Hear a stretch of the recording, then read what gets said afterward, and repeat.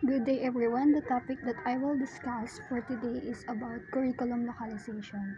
So nalaman natin in a previous discussion that in curriculum contextualization, we need also to localize the curriculum. So when we say localization, it is a freedom for school or local authorities to adapt the curriculum to local conditions and relating the context of the curriculum and the process of teaching and learning to the local environment. So sinasabi dito na ang localization, it allows the different school or the local authorities na gamitin yung curriculum or i-adapt yung curriculum into a local conditions or local environment. Halimbawa, sa mga lugar ng sa lugar ng Visayas, pwede nilang gamitin mag-adapt ng curriculum into a local conditions. So, di ba yung iba or probably ginagamit is yung mother tongue language dun sa curriculum for us or for the student to understand the concept na tinuturo ng teacher. And when we say curriculum localization, it refers to the process of relating learning content specified in the curriculum to local information and materials in the learner's community.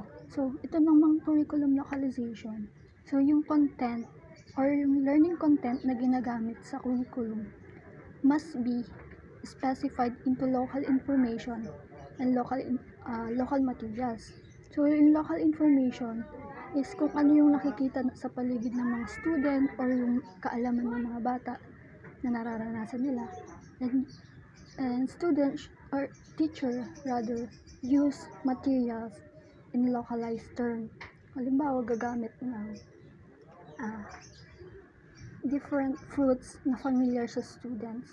Paggamit ng halimbawa, apple, orange, na familiar sa student in teaching the ratio in the mathematics. So, ito yung example na ginagamit sa lesson for the locality. Una, name, situation, setting. Needed to give context to the test question or problem-solving exercises are those of the immediate community. So, gumagamit ng mga pangalan, mga lugar, or mga pangyayari sa questions or in the problem-solving exercise para mas maintindihan, mas makarelate yung mga student. Next, local materials are used as often as possible in making instructional materials. Halimbawa, si teacher pipili ng mga instructional materials na available sa surroundings nila or yung available at nakikita ng mga student. Next, local stories are used in the language learning areas. Halimbawa, paggamit ng mga stories sa paligid nila, halimbawa, yung alamat ng bulkang ngayon or alamat ng pinya for the teacher to teach the student in that particular learning areas. Next, translating a story written in another language to the language of one's learners for use in mother tongue base. So, kung yung story is written in English language, so yung curriculum, it allows na i-translate into mother tongue base. Halimbawa, i-translate in Visayas or i-translate in the Bicol term. Ito, halimbawa ng localization sa curriculum. Itong visualize the ratio of given numbers, it is the learning competency na makikita sa curriculum guide natin. So, yung objective is use easily observable of ratio in the community. So, pwede kang gumamit ng example as 1 jeep bilang 4 wheels, 1 carton bilang 2 wheels, 1 tricycle, 3 wheels. It depends on what is most common in the community. Halimbawa, mas common yung jeep. Pwede mong i-example yan sa mga student. Another is use local materials. Example, fruits in season like watermelon, or local kakanin to visualize fractions. So, instead of using pizza na kinakain ng taga-ibang bansa, though most popular din siya naman dito sa Philippines, pwede natin gamitin yung kakanin to visualize the fraction. And in terms of AP curriculum, halimbawa yung competencies na tatalakay ang mga mahalagang pangyayari sa pananakop ng mga Hapones. So, tayo as a future teacher,